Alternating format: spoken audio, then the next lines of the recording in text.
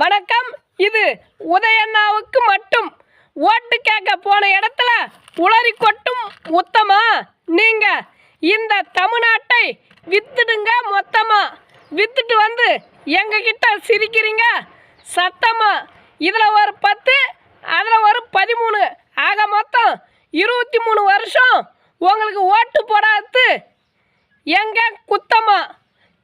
இந்த இந்தியாவையே வித்தாலும் உங்கள் பணத்தாசை நிற்குமா அண்ணே.